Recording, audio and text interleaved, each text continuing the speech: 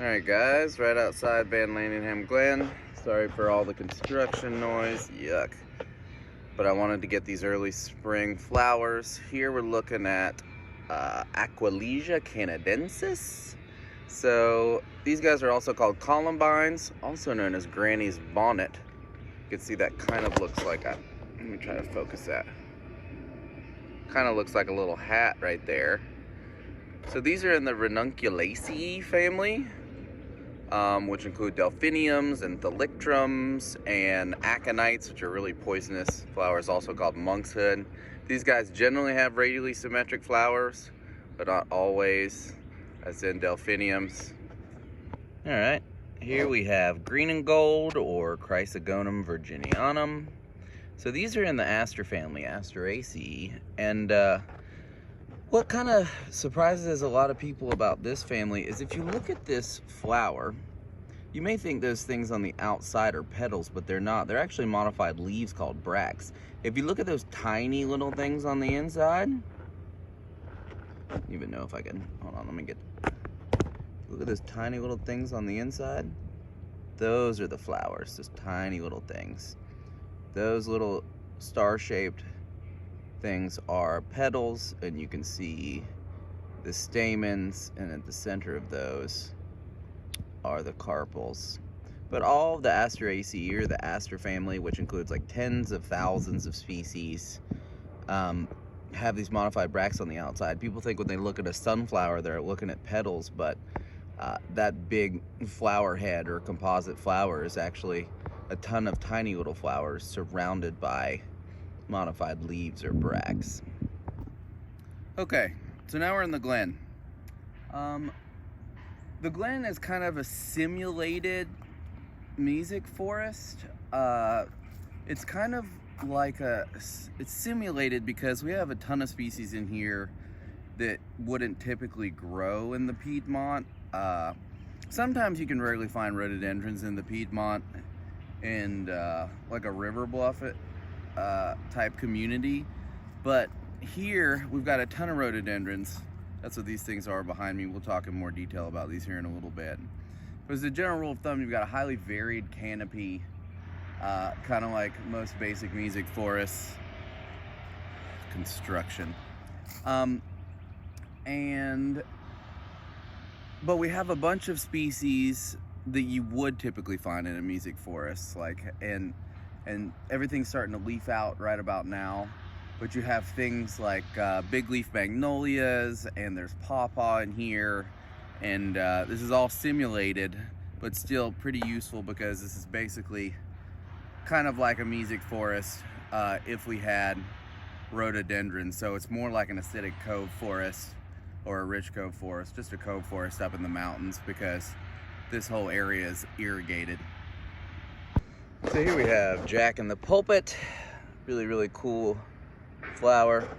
These guys, these are in the aroid family. They always have these weird flower types that have these things called spathes that surround them. They include gigantic, super weird flowers that smell like rotting meat and all kinds of odd stuff. The largest flower, I don't know if you guys were here when that giant Titan arum that we have in the gardens flowered, but it smells like rotting meat.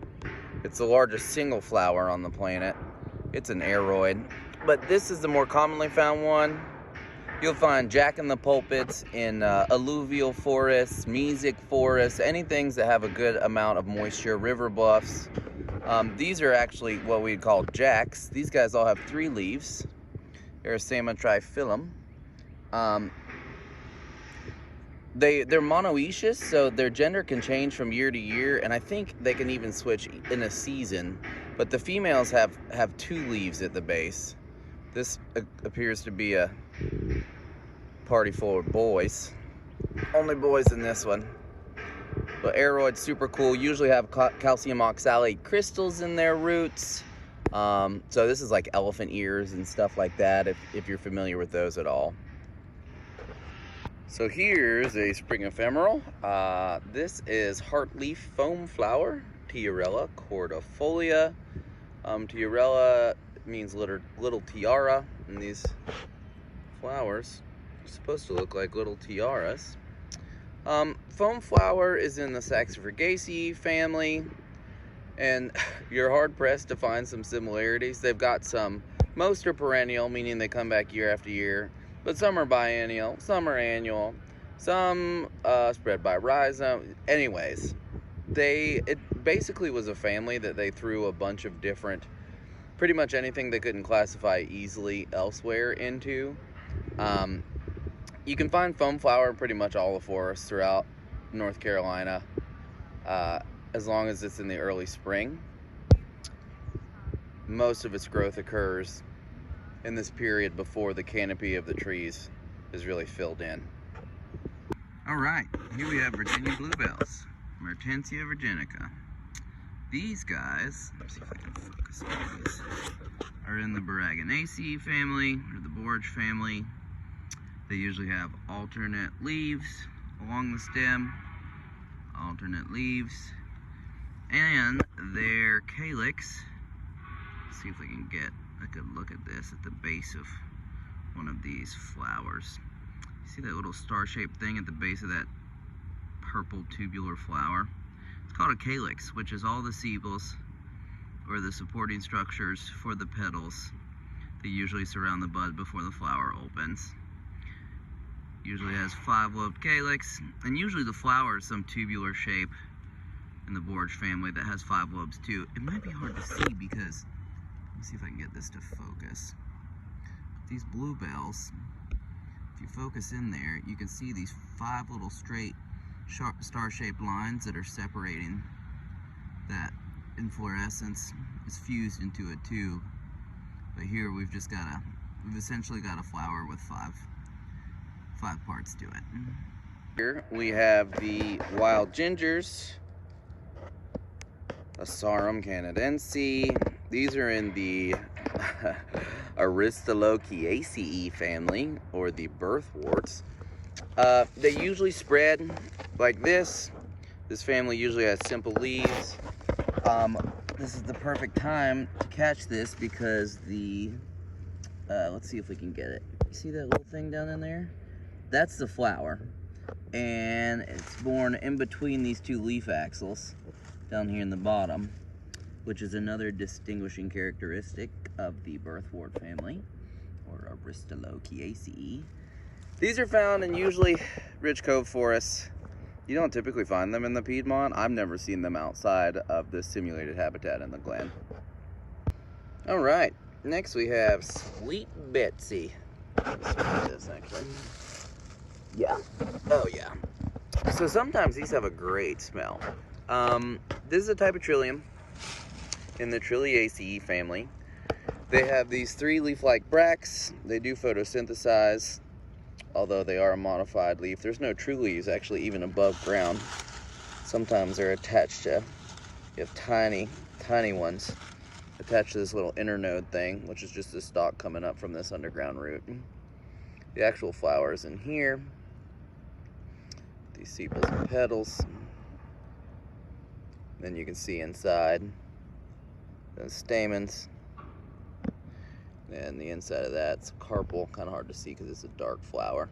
What's really cool about these things is that ants and yellow jackets disperse their seeds for them because they have this protein-rich coat that they have a hankering for. So these guys are usually found in mesic woods, moisture-rich woods, but sometimes they're also found in oak hickory forest, which is cool. Oh, look, you can see there's a bumblebee on the foam flower. Cool. Here we have woodland poppy, Stylophorum diphyllum. I broke off a leaf so you can see they're lactiferous, meaning that they exude a latex. Sometimes it's highly irritating, so don't mess with it. They're in the Papaveraceae family, the poppy family. These guys are kind of easily distinguished by having a gajillion different stamens. They also have a fused or swollen carpel. Usually their corolla is very separate from their calyx as well, meaning the inside of the flower and the outside of the flower are easily distinguishable. But usually the high stamen number usually helps distinguish them as well as the latex. Once again, moist woods.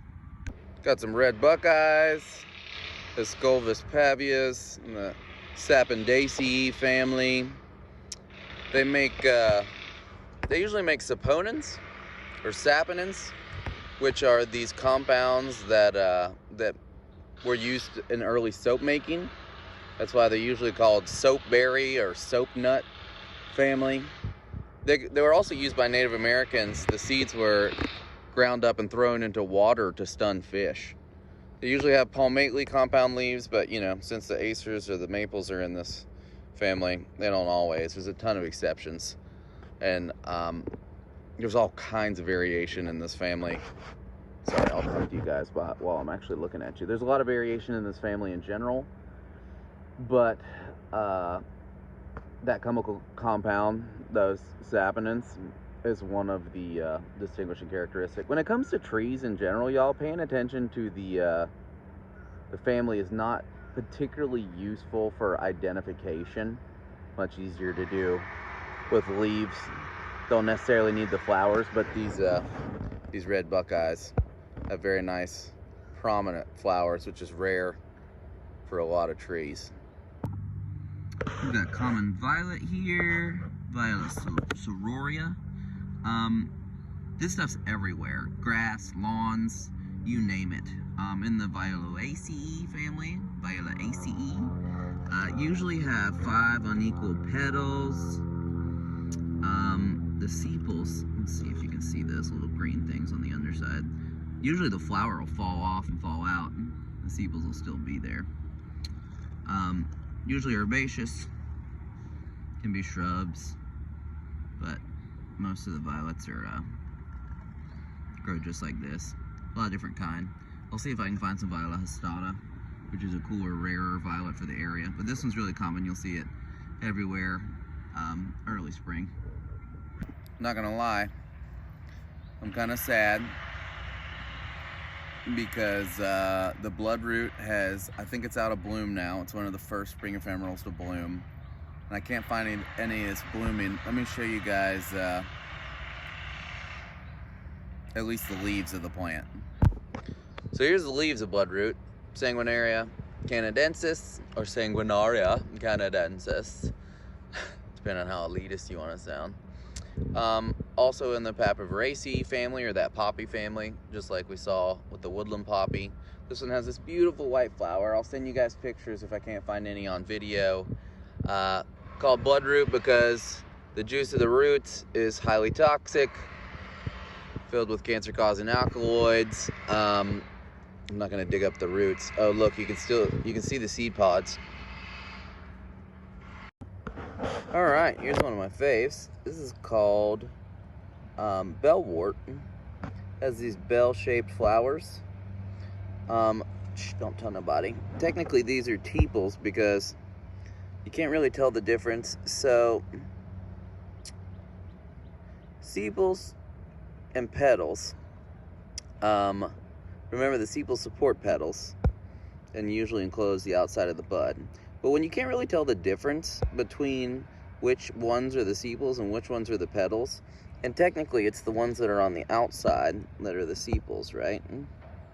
But when you can't really tell those from the ones that are on the inside, then we call these tepals. Anyways, this is Uvularia grandifolia, or Bellewort. This is found all over the place. Moist woods, oak hickory forests, early spring ephemeral. Once again, it's in the Colchicaceae family. Colchicaceae. They have colchicine in them, which is one of the only distinguishing characteristics. Colchicine is an anti-inflammatory. Usually they use it to treat gout. If somebody has some type of sensitivity to non-steroidal anti-inflammatories. So, Bellworts. Alright, here's dwarf crested iris. These guys are found in oak hickory forests and other dry forests, chestnut oak forests. So these are irises. The Iridaceae family These flowers are awesome. They're commonly cultivated in gardens because they have all kinds of weird characteristics to them. So the Iridaceae have grass-like leaves. Usually looks like pieces of grass folded over on each other. The flowers are nuts. So we've got here, let me try to touch them for you so you can actually see. The petals are these things. 1, 2, 3 petals. These are the sepals here. Okay? These are called petaloid sepals. These things holding the this is a flattened stigma. And this is a landing site for bees and pollinators. So, petals, sepals, petaloid sepal. Together, the sepals look like little mouse with landing strips, and the stigma is flattened out and covered in pollen for pollinators to land. Irises are super cool. The symmetry is also awesome. Iris cristata, dwarf crested iris. Okay, so you can see behind me tons of rhododendrons. There's also mountain laurels in here, which we'll talk about here in a little bit. Once again, plants, these are all planted. These are simulations. This is a giant, everything's a simulation. Let's see what else. But this is, typically you wouldn't find any plants in the heath family, like rhododendrons and mountain laurels, in anywhere except for the acidic cove forests or the river bluffs in the Piedmont, which are super rare. Y'all, the coolest bee right here, right now, is on this purple Phacelia. Phacelia bipennifida. This is in the Borgonaceae family. So remember, we've got those, let's see, we've got those 5 lobes on the inner part of the inflorescence that we call the corona.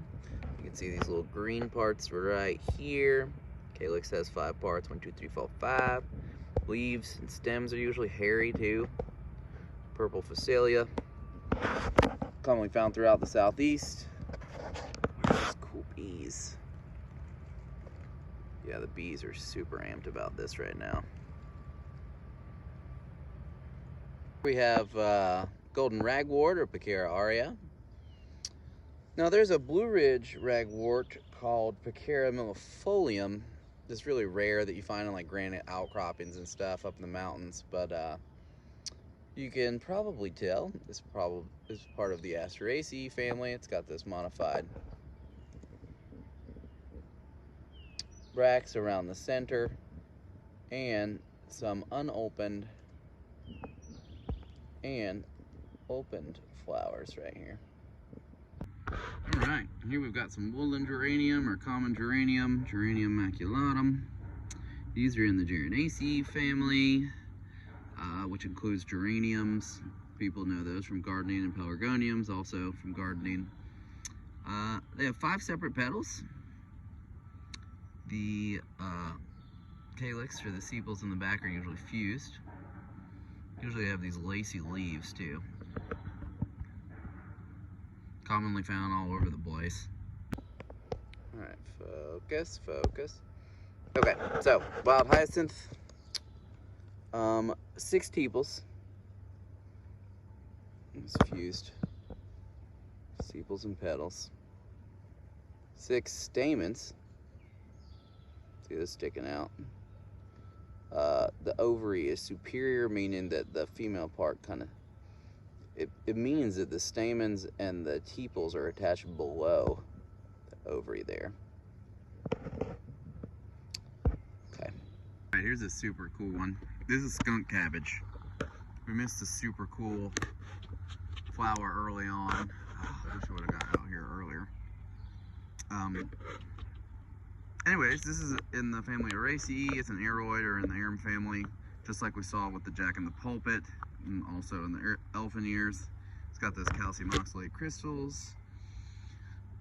Skunk cabbage you typically only find in bog-like environments. And this ground stays pretty soaking wet. Okay, so if you can see this ground cover behind me, this is called Trout Lily. This stuff's awesome. Beautiful spring ephemeral. Let's see if I can show you here. This Trout Lily, Erythronium americanum. It's in the Liliaceae family. Liliums have 6 tepals. You can see, maybe you can see. What's this? 3 of the tepals are behind and 3 are in front. And technically those are sepals and petals. Sepals behind, petals in front, but they're really hard to distinguish, so we just call them tepals. So, Liliaceae, or lilies, all the Lilium genus have underground bulbs, really common in gardens. Gorgeous. I like to collect lilies, actually. I'm gonna see if my Carolina lilies come up. If I could show you some, I'll send you pictures. But you can see the Trout Lilies make a really lovely ground cover. Okay, here's a Delphinium. Delphinium tricorni, I think. So these are in the Ranunculaceae family. They have a petaloid sepal, kind of like you see in the irises, but they have these whorled palmately veined leaves on them. Now we've got some Spiderwort. This is a cool family, Canadensis. They have very distinctive characteristics to help distinguish them. One of them is this weird leaf uncurling. You see that leaf right there in the, let me use a stick or something. Do you see that leaf right in there uncurling? The Canadensis, the Spiderworts all do that. It's this weird leaf unfurling. They also have these flowers that usually only last about a day. Let's see if we can. They also have these leaf sheaths. Let's see if I can show you these. These leaves are all sheathed. They have these weird sheaths at the bottom of where the leaves come out. Let me see if I can find another one. Here you can see one down in there. These weird leaf sheaths. Spiderworts, Canadensis. What is the genus? Tradescantia, maybe. This genus is, you see it a bunch in the commercial trade as for like houseplants. It's also commonly seen as this like purple ground cover that is known as wandering Jew. That's commonly grown in a lot of yards. But this is Spiderwort. This is found in the mountains. Flowers usually last about a day. Have these leaves that unfurl, common, and these leaf sheaths, common to the whole family of Spiderworts. Pretty cool stuff. Never seen it outside of the glen. Here we have some blue phlox, Phlox vivaricata. Y'all, I'm gonna be honest. I don't know the family for this one. Let's see. It's got 5 petals.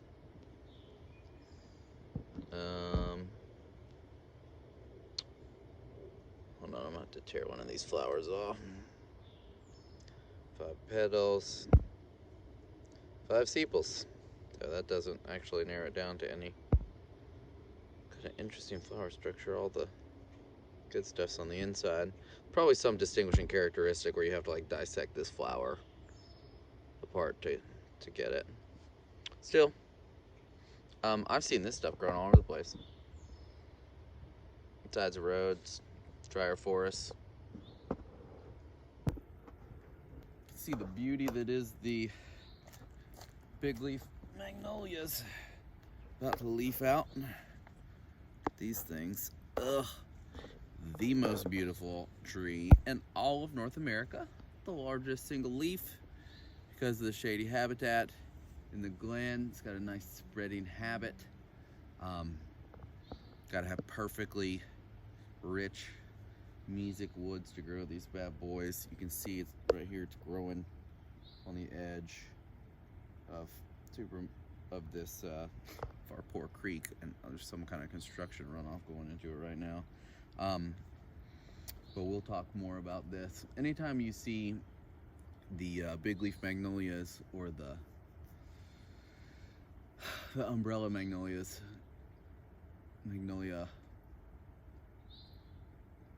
they're in very rich areas. Sun's starting to come down. Another really cool plant growing here alongside the creek. This is actually one of my favorites. This is Leucotho fontanesiana, or dog hobble, named by, or aptly named by early European settlers who I think would hunt through the woods, and their dog would try to run through this stuff, or apparently they would try to track down and chase bear through this stuff, and bear could easily thrash their way through it, but dogs, not so much. Part of the Asteraceae family. You can see they've got their tough leathery leaves, definitely evergreen. In the fall sometimes they turn this crazy beautiful purple blackish color. You can see even the new foliage dark reddish. Insanely toxic, as are most of the rhododendrons and mountain laurels, full of granatoxins. You may have heard of this stuff called mad honey. Now it's becoming commercially popular because there's nothing people enjoy more than poisoning themselves a little bit and hoping they don't overdo it. So if bees use these plants to make honey, there's granatoxin in them, which is a potent nerve signal inhibitor. And, you know, I guess if you're willing to risk it, probably makes you feel awesome if you don't die. So dog hobble, really, really cool plant. Also kind of a really good indicator of acidic cove forests. If you see this stuff, you know you're in one. Or a really cool simulation of one. Hopefully, if they could lift some of these quarantine regulations, I can get up to some of the mountains and show you the dog hobble in an acidic cove forest. Now I know we have plenty of Asteraceae representatives here, but this is just such a beautiful flower. I want to show it and share it with you guys. It's called Southern Pinkster Rhododendron, or Mountain Azalea Rhododendron canadensis, I think. These guys are beautiful. Sometimes you can find these in river bluffs in the Piedmont. Not too often. So, check this out. Behind me, these have an intoxicating smell.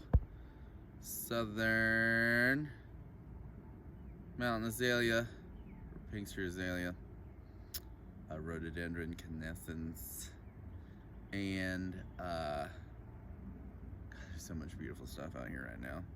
Flame Azalea right next to it. More Asteraceae, Flame Azalea. Oh yeah, we've got more over there too. Get up close for you.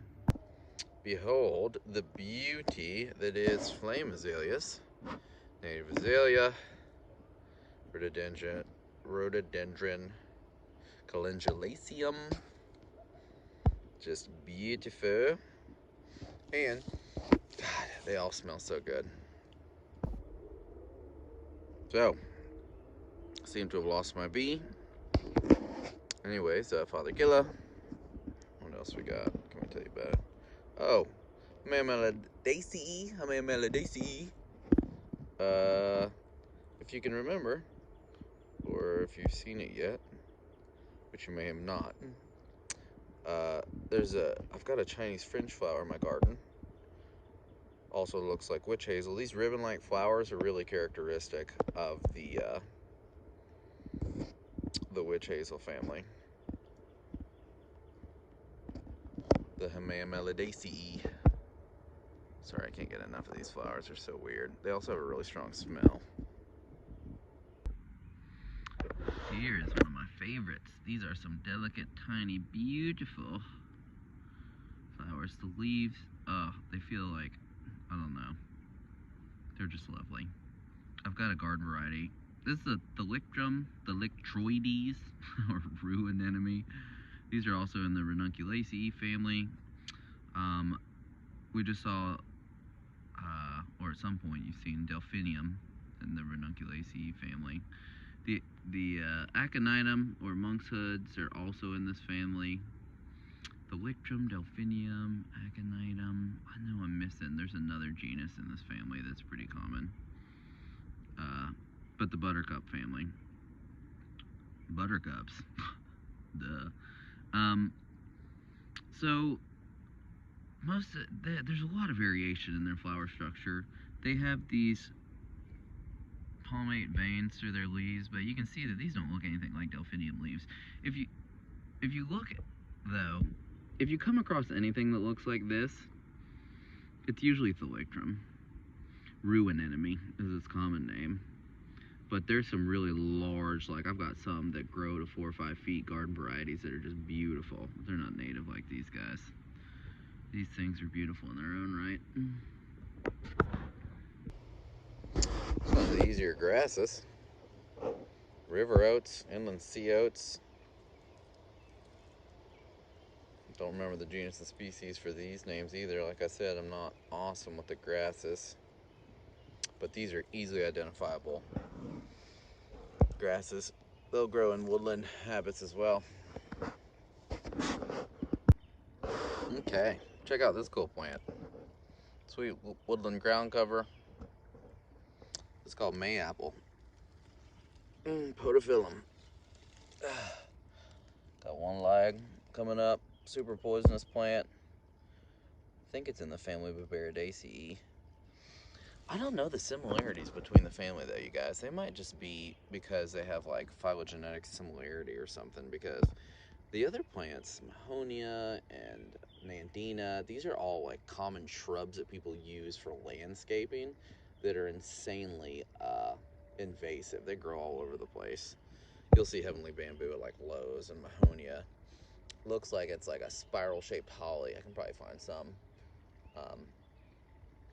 in the hardwood garden on campus. But anyways, mayapple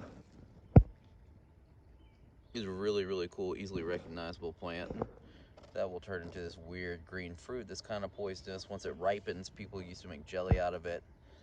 Native Americans would use it for all kinds of weird things, try and get rid of warts, and you know, help themselves throw up. Which is funny that some people made jelly or jam instead. So anyways, mayapple. Here we have some not quite opened Claytonia virginica, or spring beauty. These have this like tuber root. No idea what family they're in, actually. I'm not sure. The spring beauties are cool. They pop up. They have this very distinguishable flower structure and this long, thin foliage. So another evergreen ground cover here. Pagosandra procumbens. Allegheny spurge, native spurge. There's quite a few spurges in the landscaping trade. Japanese spurge is much more common. There's a nice native ground cover for you though. Weird flowers. Let's see what else. In the Buxaceae family, we're like common box, which is a common hedge that's used. Is also, I don't know what conserved traits are between the family. Just know they're in the same one. Here's a tall Electrum, tall meadow rue. Compare it to the super short habit of standard rue anemone. Here we have Eastern Shooting Star, Primula media. Let's see, in the Primulaceae family, Primulas, they all have these like single stalks that shoot up from this whorl of leaves. A lot of them have tube-shaped flowers, although this is kind of like a reverse tube. Look at the stamens. Calyx, 1, 2, 3, 4, 1, 2, 3, 4, 5, maybe 5? 1, 2, 3. Yeah, I don't know. 5 petals, 5 stamens in the back, branching on from the calyx. But the whirl of leaves is a little more indicative. Also the fact that the leaves just kind of come straight off like this. Okay. Carolina sweet shrub. Canadensis floridus. They say it has a sweet smell. To me, y'all, it smells pretty funky. It's beautiful. Don't get me wrong, but it's got a funky smell. Let's see. Sweet shrubs supposedly found all over the place. Oak hickory forest, basic music forest, forest edges, and so forth. Though I rarely see it, so maybe a little more sensitive than they list typically in your plant communities book. Let's see what else. Family, no idea. Probably, given that it has this unique structure, these tepals that are kind of leathery, spirally arranged. Guessing it's in its own family. So Canadensis, I don't know, Canadensis. So anyways, Carolina sweet shrub. Here we have some kind of chokeberry. I don't know if it's red or black. Need some berries. Rosaceae family, making berries. You can see that familiar flower structure that we see in some other members of the rose family. Yep, this looks like our phlox. This is moss phlox. Phlox, I don't know. Subulata. Phlox subulata? Oh, feels nice. Once again, pretty easily recognizable as phlox.